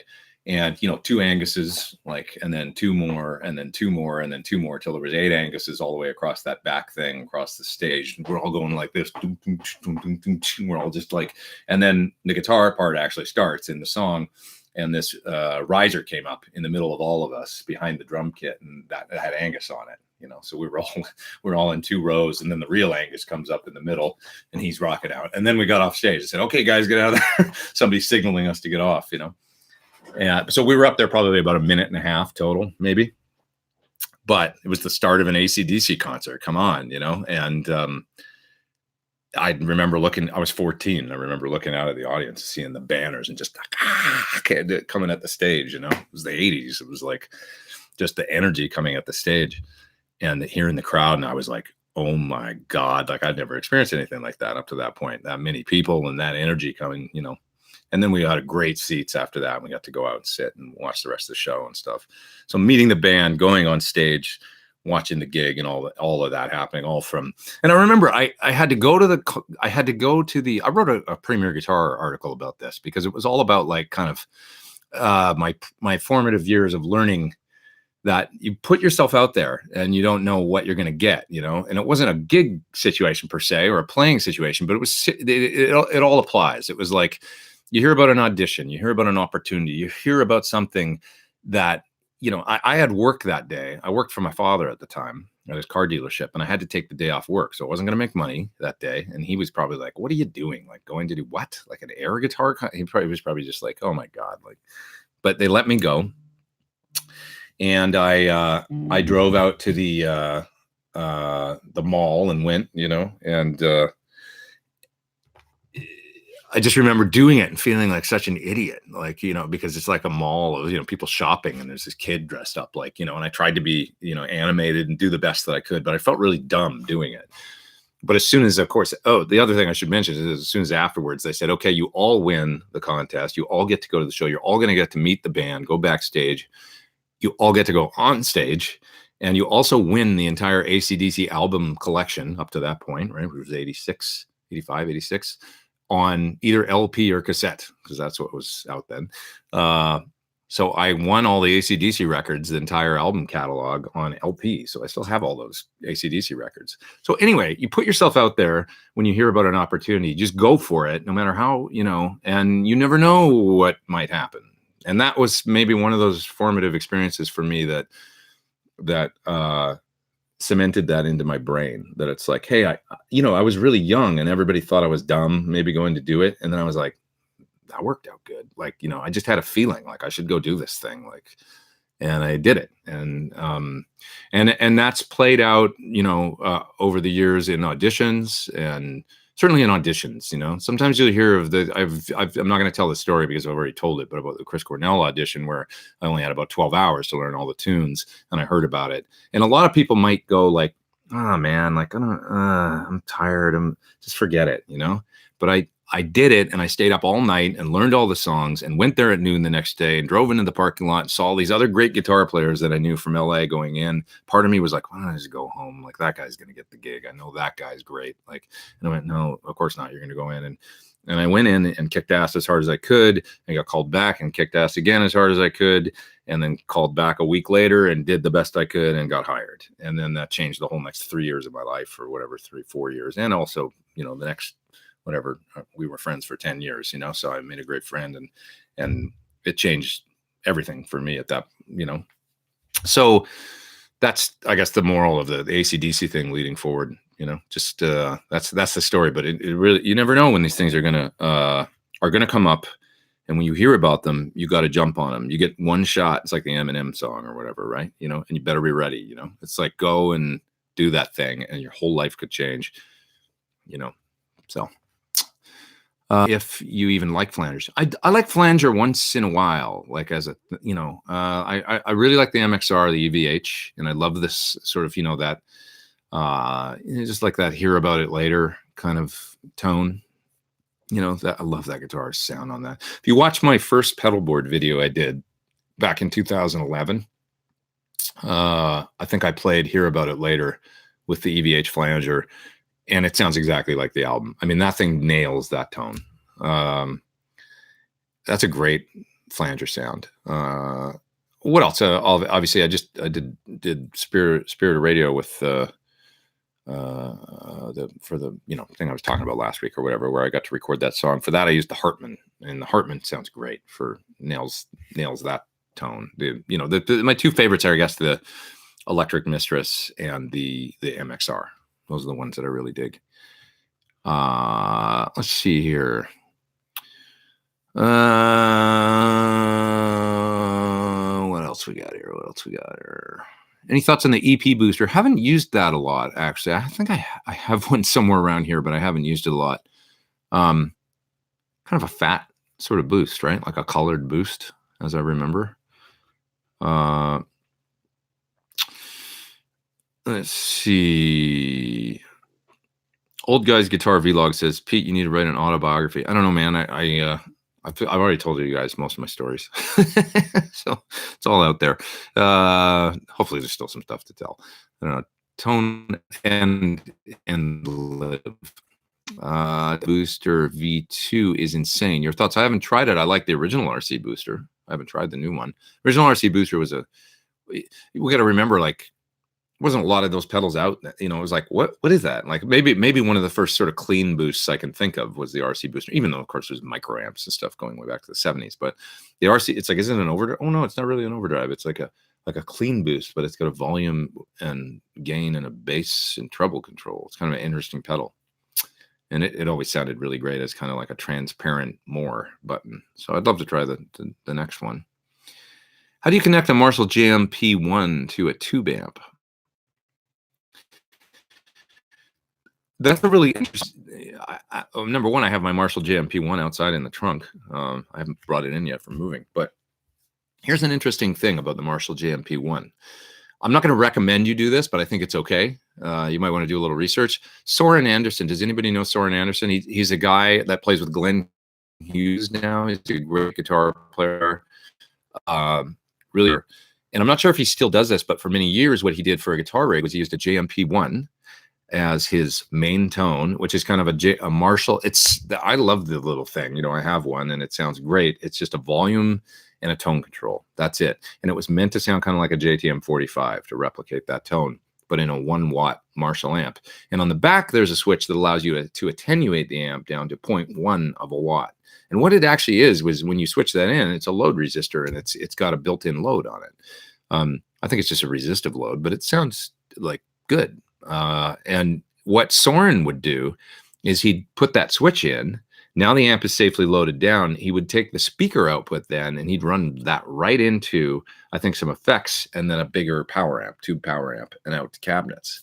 Probably the only guy I can think of doing something like that. 1 watt amp attenuated down to 0.1 of a watt, which he found was essentially about line level coming out of the speaker jack output. He'd just take the speaker out right into his mixer or effects or whatever he was doing, and then out to a stereo power amp and cabinet. And he loved it. And evidently no damage, no nothing. It's like, as long as that attenuation button's in, you're loading the amp. And, you know, if you plug it into a cabinet, it's like TV volume. It sounds great, but you can just take that output and run it right into I guess it's probably kind of a hot line level out, but yeah, and it worked. So maybe you want to try that. Maybe you don't. I'm not going to recommend it because I'm not sure, but I just think that that's an interest. That's actually how he did it, evidently, from what he told me. I don't know if it's like, you know, I love the experimentation is actually what I love, because that would be something like Eddie Van Halen would have done or something, you know, using it in a way that maybe people hadn't thought that, you know, that, not the way it was designed to be used, but that's kind of what Eddie did with Variax and all that. And there's the risk there. You could damage something, blow something up, but he did it. And he's like, hey, this sounds great. You know, I don't know. I just like the experimentation and the uniqueness of it, you know, using a little 1 watt amp through a bigger amp and coming out with a great tone. Okay, moving down a little bit. I'm going to go soon, you guys, and get started on this video I got to make today, but this has been fun. I'll answer a few more questions. Sure. Hello, Pete. I got Sir Black Limba, and it sounds very dark. Is it normal, or maybe I need to use it with a brighter amp? Yeah, I guess there's other factors there involved, like what pickups are you using? I don't know much about Black Limba. That's a great question for Sir. You know, I'll ask him. If I might talk to him later today or something. I'll ask him if that's a dark sounding wood. He'll have an answer for sure. Let's see. Fusion 72 is up in the top chat. Thank you very much, sir. Appreciate that. He says, found some peanut butter and crackers in my old bass drum travel case from my tour with P-Funk back in '94. Really? That's amazing. Peanut butter and crackers from '94. Yeah, there might be some peanut butter and crackers back there. Some snacks from the '90s. What else we got here? What else we got? I have a Matrix full range cabinet that sounds great with the Helix. That's interesting. I didn't know Matrix actually makes cabinets, but they very well might, and I didn't know that. They make great power amps. That's Chris. Maybe try that with the Helix. It's an option for you. Okay. Let's see. Cathode biased amps versus fixed bias. Your thoughts on what is best? That's from Super Jug or what? Cathode bias amps versus fixed bias. So cathode bias amps to me always sound a little creamier. They make a little less like for instance, the back there is the Badger 30. It's cathode bias. A little creamier, a little like different sound. They're never as kind of as punchy and aggressive. They always have a little bit of a softer edge to them. So that's the difference in tone that I hear. Obviously you can just pop tubes in them as long as they're, you know, reasonably matched and all that. You can pop a set in there and you don't have to rebias. So that's an advantage, but it is a slightly different sound. Let's see. Have you tried the Friedman Runt 20 and the cab simulated XLR out and internal speaker load for running direct? Just picked one up. I don't know that I don't remember. I might have tried it back when Dave was designing it. Yeah, I think I did actually. He actually asked me for opinions a little bit on like what I thought of it now that I remember. And I gave him a little bit of feedback, plugging it in and stuff, just trying it quickly, and saying like maybe a little more of this and a little less of that sort of thing, voicing, because it's like an analog cab sim. That's just kind of a fixed thing, right? So I think I did try it, and I liked where it ended up. It sounded pretty good, you know. I'm sorry, I don't have a lot of great insight on it. I don't have a lot of experience with it, so I'm probably not the best guy to ask. But Dave's got great ears, and he doesn't put out things that sound bad. So that's my take on that. He knows how to make stuff. He sure does.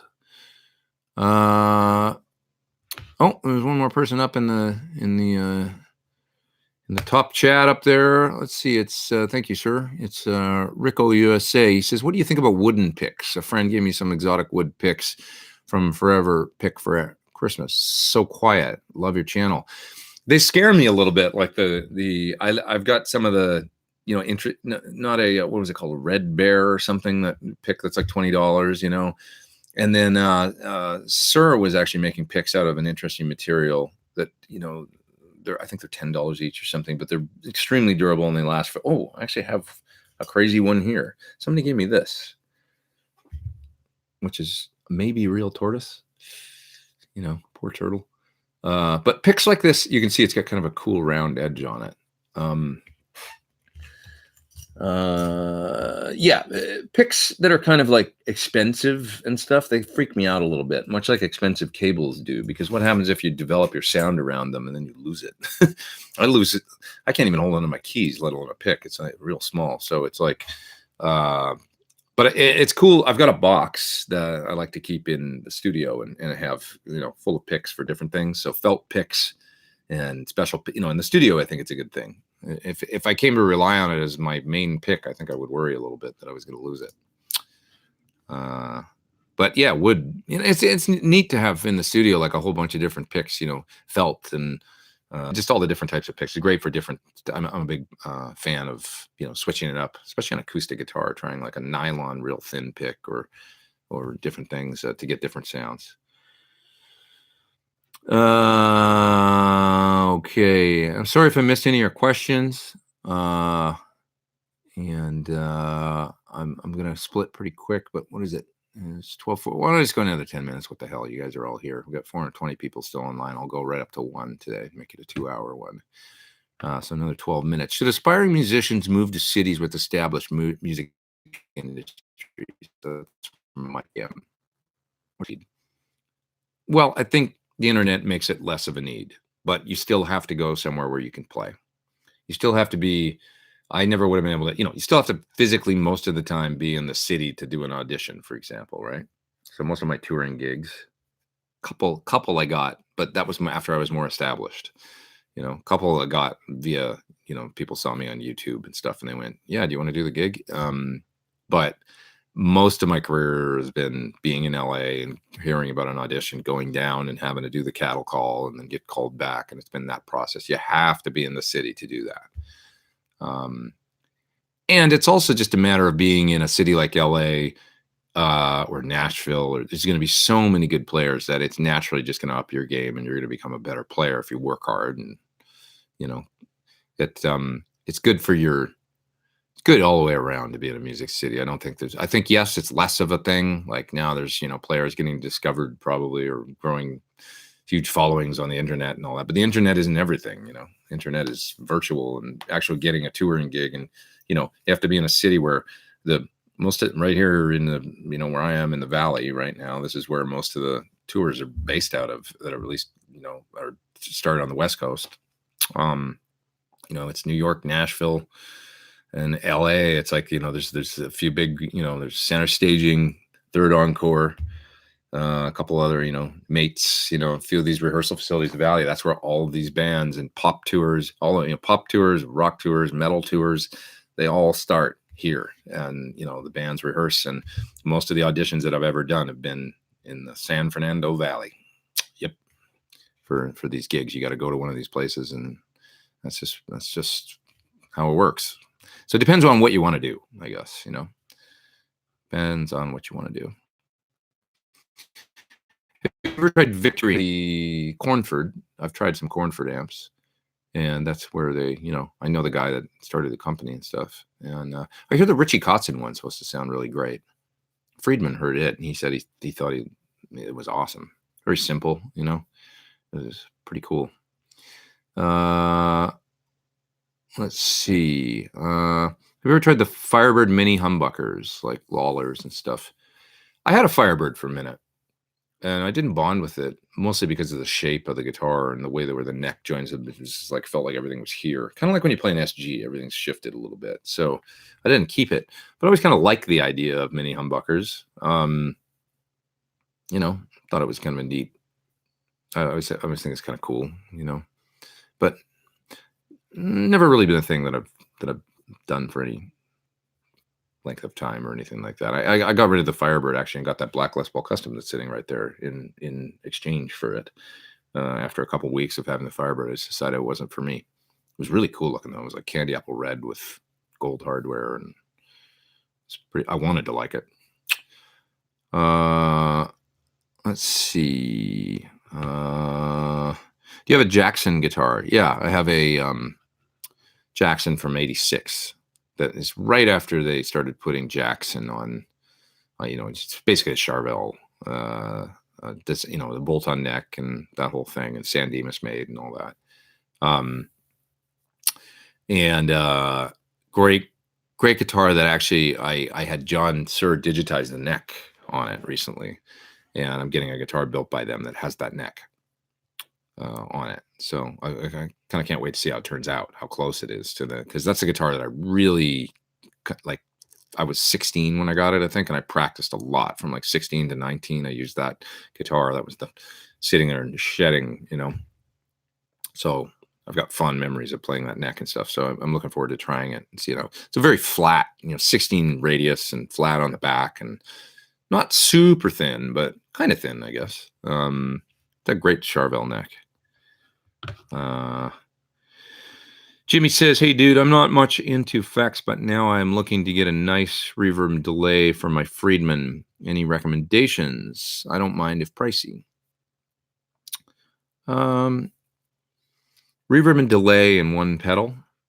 Is that kind of what you're thinking? Or like I mean, there's so many options. There's so many ways to go now, you know? A lot of people use something like Steve Vai, and he uses an Axe effects for his effects in the effect loop of his amp. If you get something like that, you're gonna have a huge range of reverb and delay sounds, you know. Even tied H9 or you know, a great way to go would be an HX stomp in the loop. And then you have reverb type effects. Hard to go wrong. I mean, I can use any of these things. An HX stomp, an H9, Axe effects, I can dial them in to do, you know, there's a reverb and delay sound I like. It's not, you know, so many good options. And then for cheap, look at that Atlantic thing that I did. It's from NewX. It's $100 and something, and it's a delay and reverb in the same pedal, and it's got 3 different types of reverb, 3 different types of delay. Good sound in a simple pedal. Your How to Play Eruption is the best on YouTube. Thank you. I think I did a good lesson back then. It took a long time. It took about a month to come up with it and play it right, but I'm a sucker for detail. Saw your signature guitar at Rainbow Guitars in Tucson. Should it become my #1? I hope it would. You know, I love my signature guitar. I got to get one out actually in here. I've got it in a case in the other room, and my blue one, and then my black one's at home right now. And then my gold one's still in storage. I got to go get it. But I love my signature guitar. You know, it's the blue one's become like the main that was my main guitar all year playing.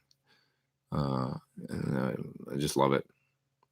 It's super versatile, and I love that I've had nothing but, you know, most people are like, they get it and they're like, this is one of the best guitars I've ever had, or, you know, they just love it. So it's awesome. I'm really happy that anybody else likes it besides me. Eric says, have you ever built a pedal board using a Seymour Duncan Power Stage? No, but I've talked about it with them. We were supposed to make a video and we never did, but I'd love to give that thing a try. Have you ever met John Frusciante? No, I haven't. I like him though. You know, he's a, you know, it's him, you know, when you hear him. He's a stylist and seems like a real cool guy, like a bit wacky and eccentric, but creative. And, you know, I love his simplicity and his, you know, musicality. It seems like you know, I'm not a big Chili Peppers fan per se, but I appreciate them. I don't know how to put it. It's like, you know, those bands that you're like, you know, Californication. That's a real cool. It's ballsy, right? Like when you listen to that song, his solo on that. There's like no vibrato and no bending really. He's just like playing these. It's like very kind of childlike in a way or something. But I love it because it's like it's maybe nothing more needs to be said, you know, than what he's saying on the guitar, and I appreciate that about it. It's like a ballsy thing to do, you know, the way he played. It's not like it's bad playing; it's good playing, but it's so like. Have you ever tried to like play something like that and like you know, you're gonna play a solo on someone's song and it's gonna be like that, like kind of clean, sort of slightly plinky tone, and you just play a melody and kind of don't like try not bending or vibrato. It's like it's foreign. I grab a note and I want to do this. You know, it was like an intentional thing he did, and I thought it was cool. You know? It's instantly, it's like that doesn't sound like most people when they pick up a guitar and play a solo. And wow, like, you know, that they're through eliminating stuff, he made a sound that, you know, oh, it's cool. And there's space. Okay, if you know what I love to do, and maybe I'm gonna end with this pretty quick because I do have to go in a couple minutes. But this is something that I love to do. When you just asked me about him and the Chili Peppers, and maybe we'll just take this away with you this week if you think it's valid. But it's so common that people pick apart things when they listen or watch a video or go out to see a band. You know, it's like try and find the good thing. Because there's going to be one good thing. It could be the bass player's shirt is awesome, you know, but focus on, like, go to the positive thing instead. Like, so I'm not a huge Chili Peppers fan, but when I think about them, I instantly start, like, I don't know, my mind just wants to go to the things I like about them. For Shante, for sure, with it's the type of playing, and I love that they're a band and that they've, well, they've changed guitar players quite a bit, but they've had some great guitar players, you know, over the years. And I love that, you know, Chad is awesome.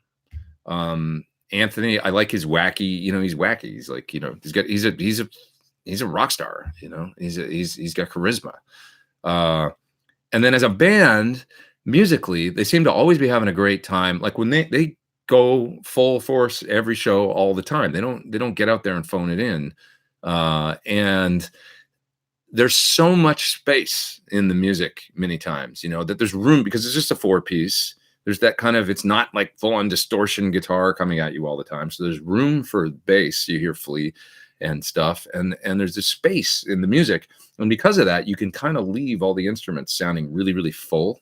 Like there's not like, oh, I got to find my place in the mix. It's like, it's only 3 guys. And because of the sort of tones they choose, and there's not a wall of distorted guitar, the sounds can be very, I mean, I've sort of contradict myself because the sound can be thin on the guitar sometimes with the single notes, but you know what I mean? Like the tones can be, you can leave the drum kit sounding, you know, like you can hear them all and there's all this personality. It sounds like a friggin' band. It doesn't sound like a you know, a Pro Tools creation. You know, it's a band jamming that has that sound. When you go see them live, it's going to basically sound like what you hear on the record, you know, kind of like U2. Seeing them live, I had the same experience. They could each have their personality. You can leave it real full, and everybody's personality is very much like U2, actually. So that's another good example, I think. So anyway, I just sort of went over all the things I like about a band that I maybe don't have this serious affinity for or something like that. But I try and do that. I try and think about the positive things in pretty much any situation I come across. It's a challenge sometimes because it's real easy to go negative, and so much of the internet is negative. Oh, they suck, or I don't like this, or I don't like that, or blah, blah, blah, blah. You know, that attitude. It's like, let's think about the thing that's great. The drummer's badass, or, look at that drum kit, or look at the bass player's shirt, like I said, or whatever, I like the lyrics. Something was funny that I heard, whether or not the song sucks or whatever you think, it's like, try and find the thing you like. So take, turn that situation as something enjoyable or whatever, and take away something from it, maybe learn something that, I don't know. There's good in everything. Everything's a little mix of bad and good. Nothing's totally perfect and amazing. And I don't know.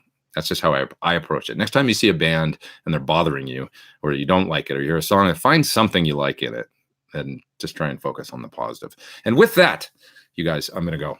I'm going to go start working on this video. Let me tell you about the video I'm making this week. So I'm working on an analog delay video that Sweetwater asked me to do with them. So I said, I'll do something with you guys if we can make it fun and kind of make it, like a cool kind of video that isn't just like a pedal demo, a normal one or whatever. And so we came up with an idea where I'm going to compare 5 different analog delays.